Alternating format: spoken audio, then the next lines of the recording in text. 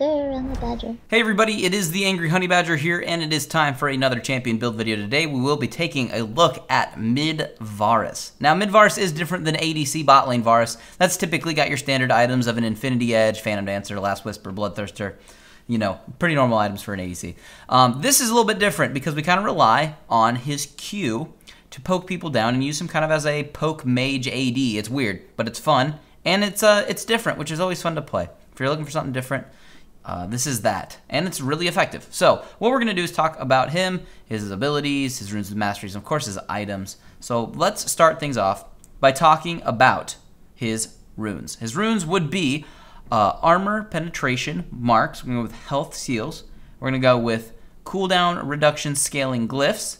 Very good actually, and important on him for the poke you use with your Q, and we're going to use attack damage quintessences. And then for your masteries page, it's down in the lower right hand corner of the screen. You can pause the video and look at it more closely, but it is 21 in the offense, 0 defense, and 9 in utility, because pseudo mage, AD mage, whatever. So that is what you're going to want for your runes and masteries, and we're going to jump to our abilities in 1 second. So we're going to pick up an assist because Kha'Zix roams as the gank comes from Irelia. And the next thing I'm just going to say real quick is just watch the Irelia player. You're not gaining anything except for barely any experience sticking around and kind of just BMing, I guess. But this backfires, obviously, and it's going to get me a free blue buff in a second. So don't doubt the distance on Varus's Qs, and don't play like this Irelia player is doing right now. So just don't do it. It's not smart. Run to a different tower, run away. Now, for your abilities, let's start off with Varus's passive. This is his Living Vengeance. On a kill or an assist, Varus gains 40% attack speed for 6 seconds, which is pretty nice. And then on a minion kill, Varus is going to gain 20% attack speed for 3 seconds. That is your passive. Now, at level 1, I do things a little bit differently on mid Varus. At level 1, I actually put a point into my W, which is my Blighted Quiver. Now, this is not obviously the world's greatest for poke at level 1 or for slow and disengage like the other two. But what Blighted Quiver will do is once I hit level 2, I'll be able to use my Q right away with more stacks, just doing a tiny bit more damage. And actually, I found it to be very effective, and just last hitting's easier, and just poking them is more effective, just at level 1.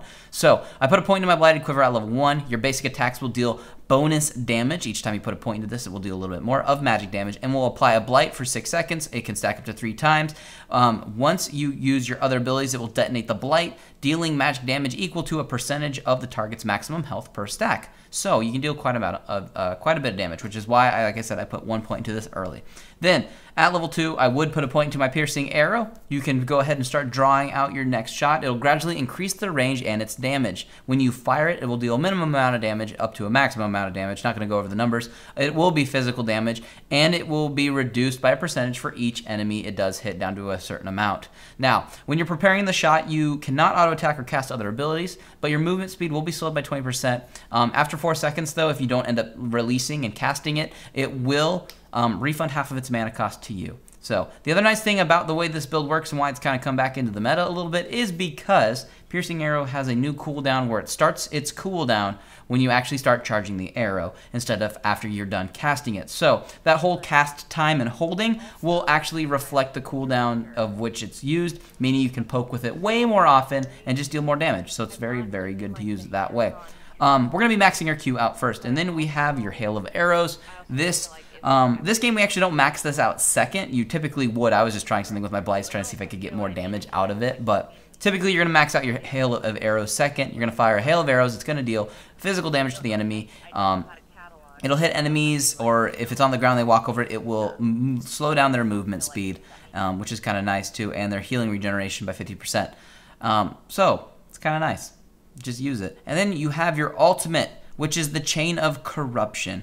Varus flings out his Chain of Corruption. It's going to hit enemies, deal magic damage. It is going to hit the first enemy it hits, will root them, or keep them immobilized for 2 seconds.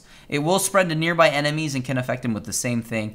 If you've been affected once, obviously it won't happen again. So if they're all stacked on top of each other, they can all share the Chain of Corruption together. Hooray! It is missed a lot. I would say people hesitate because they're afraid to cast this ability, because it is a really missed ability a lot. They have fixed that over time with its readability and clarity, which is good. But the one thing I will say is, use it when they're not expecting it. Like, just like when you're just poking, or not even poking, just walk up to them and use it. Like, people just use that as a weird engage. Like, it works. Just don't be afraid of missing it. Just go in with the confidence to use it. But those are his abilities. I'm glad we got those out of the way. Let's talk about where the build has gone a little bit. At level 1, there's 2 options for starting. You can do a Dorans Blade and Pots if you're confident about the matchup and want a little bit of extra damage when you're auto-attacking and on your Q early. But the other option is, of course, the Crystalline Flask and Pots, which is a little bit safer. It keeps you up with a little bit of mana, which allows you to poke in lane a little bit more, helps you farm, stay a little bit safer too, and just other items too, like that, because you have a little bit more health coming from those potions that you'll have. So that's what I did this game, because I'm up against an Echo. Wasn't sure how aggressive he would be and how much he would harass me with his Q and his E. So that is what I did this game. Now, the first things you're going to want to do, obviously, is when you go back to base, you'll want to pick up the tier so you can start stacking it up. You're going to want a tier because you're going to need a large mana pool to constantly spam those Qs. That's what you're going to need, so that's the item we build, because we'll build that into our Manamune. So that we've finished off as well. It gives us some decent damage, not like crazy amounts early, but we're going to keep stacking it up, and we'll keep gaining damage as the game goes on. If you want to go ahead and pick up some just long swords when you're back at base, you can pick up an early Brutalizer too. An early Brutalizer has a good feeling for an effective damage dealer with some cooldown reduction, and it does give you just that little bit of added just damage early. It's really cheap too for what it kind of gives you. It just feels really good. So we're going to pick that up early and build that into something just a little bit. And the next item we've also built, obviously we're going to need some kind of boots. You could do attack speed if you really wanted to, but what we're actually going to go with is the cooldown boots, the boots of Lucidity.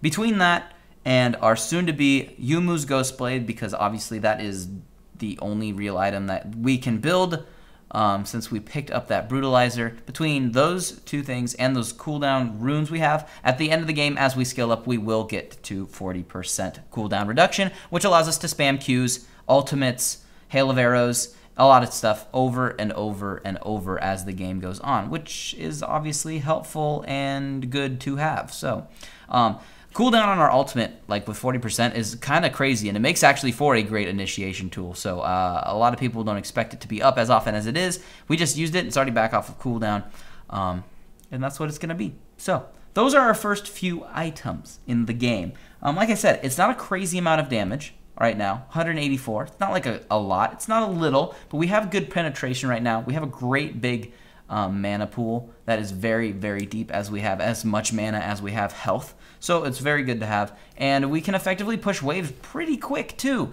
So we can keep shoving minions in the tower and have them lose out of them, or out on those minions, which is a very good thing to do. The other thing too, and I don't exercise this probably as much as I should, just because I just don't abuse my mana pool as much as I could, but you can really go to town when it comes to spamming that Q in lane and really forcing people to back or die, which we did the Irelia for sticking around thinking they were tough or something, but you can really abuse people. So you'll see as this keeps going. Obviously, I know it's in fast forward for all the quote-unquote boring farming stuff before, you know, fighting, but you can see lots of Qs are coming out. I'm just going to keep casting them. Don't worry about hitting every single one. It doesn't exactly travel at the fastest speed. It's very similar to how a Nidalee Spear seems to be.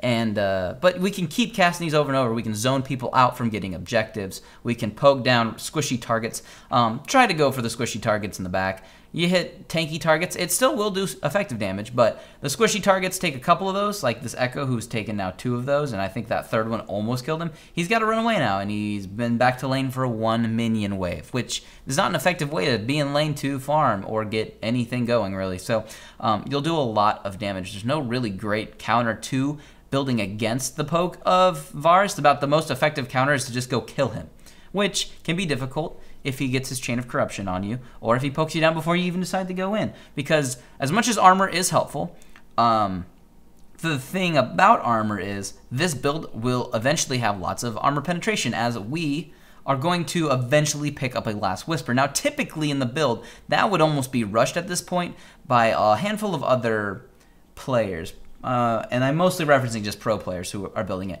The one thing I have learned while playing this build and trying variations of the build, the one thing I felt like I lacked when I was getting into fights with Varus was the Q poke was great, and the standard attacks were decent, but if anybody had a good amount of health, or even like a handful of armor, a couple armor defensive items, I didn't have enough actual auto attack damage. And when you're in between using your Q and your hail of arrows, it's nice to have a little bit more auto attack damage. So we're going to team that up with a BF sword we just picked up. We just got a triple kill, and that BF sword with the pickaxe that we have will now build into an Infinity Edge. Now that one obviously references down to that classic ADC Varus in the bot lane, but really that's the only one of those items we're really going to pick up that is similar.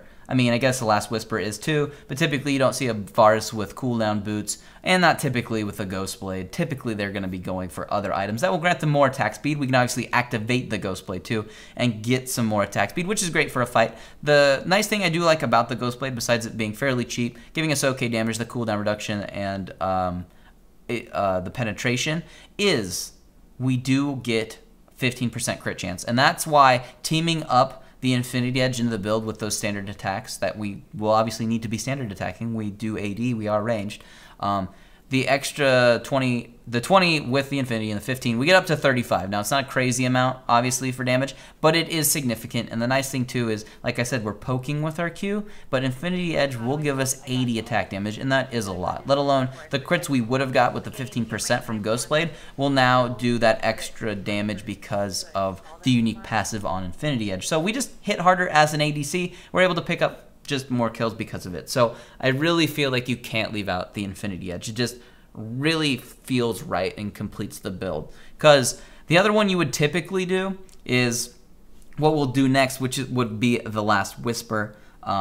And then, I mean, I've seen a few different things where people would just go Bloodthrister, and there's good damage there, but I just really want a little bit of crit. Now, as for our last item, you have the options of that Bloodthirster or a Blade of the Ruined King if they really are getting tanky and you need more of that standard attack cut-through damage. This game's actually going to end. They're going to surrender in a second.